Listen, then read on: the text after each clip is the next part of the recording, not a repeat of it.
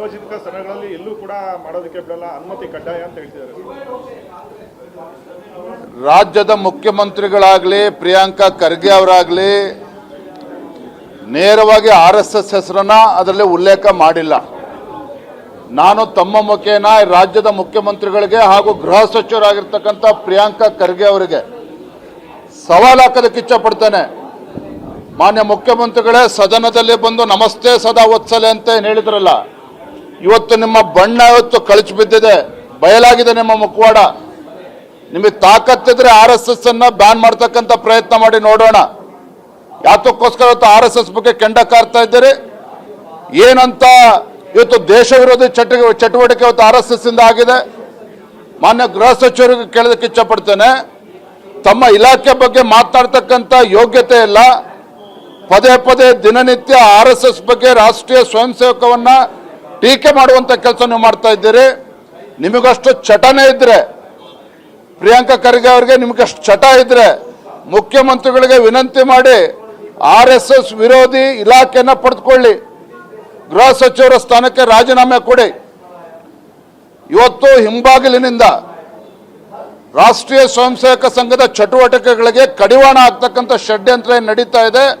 ಖಂಡಿತ ಇದು ಸಾಧ್ಯ ಇಲ್ಲ, ಖಂಡಿತ ಇದು ಸಾಧ್ಯ ಇಲ್ಲ. ನಾನು ಮಾನ್ಯ ಮುಖ್ಯಮಂತ್ರಿಗಳಿಗೂ ಎಚ್ಚರಿಸ್ತಾ ಇದ್ದೇನೆ, ಮಾನ್ಯ ಗೃಹ ಸಚಿವರಿಗೂ ಎಚ್ಚರಿಸ್ತಾ ಇದ್ದೇನೆ.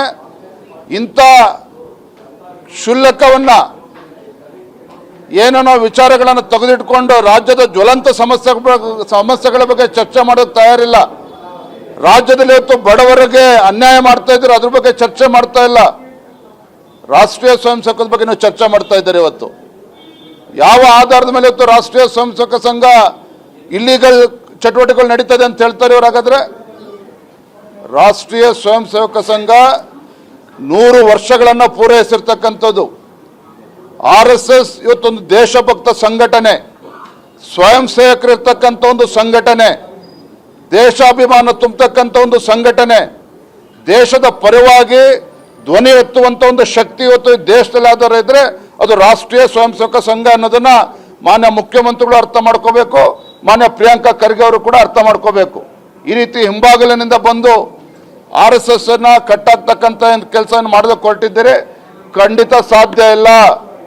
ಮಾನ್ಯ ಪ್ರಿಯಾಂಕಾ ಖರ್ಗೆ ಅವರೇ, ನಿಮ್ಮ ತಂದೆಯವರಿಂದನೂ ಕೂಡ ಸಾಧ್ಯ ಆಗಿಲ್ಲ. ಜವಾಹರ್ಲಾಲ್ ನೆಹರು, ಇಂದಿರಾ ಗಾಂಧಿ 3 ಬಾರಿ RSS ಅನ್ನ ಬ್ಯಾನ್ ಮಾಡ್ತಕ್ಕಂಥ ಷಡ್ಯಂತ್ರ ಆಯಿತು. ಆದರೆ RSS ಇನ್ನೂ ಶಕ್ತಿಯುತವಾಗಿ ಈ ದೇಶದಲ್ಲಿ ಬೆಳೆದಿದೆಯೇ ವಿನಃ ಯಾವತ್ತೂ ಕೂಡ ಅದನ್ನ ವೀಕ್ ಮಾಡ್ತಕ್ಕಂಥ ಕೆಲಸ ಯಾರಿಂದನೂ ಕೂಡ ಸಾಧ್ಯ ಆಗಿಲ್ಲ. ಇದನ್ನ ಅವರು ಅರ್ಥ ಮಾಡಿಕೊಂಡು ಮಾಡಬೇಕಾಗಿರ್ತಕ್ಕಂಥ ಕೆಲಸವನ್ನ ಮಾಡಬೇಕು ಅಂತೇಳಿ ತಮ್ಮ ಮುಖೇನ ಮುಖ್ಯಮಂತ್ರಿಗಳಿಗೆ, ಗೃಹ ಸಚಿವರಿಗೆ ನಾನು ವಿನಂತಿಯನ್ನ ಗೌರವದಿಂದ ನಾನು ಮಾಡ್ತಾ ಇದ್ದೇನೆ.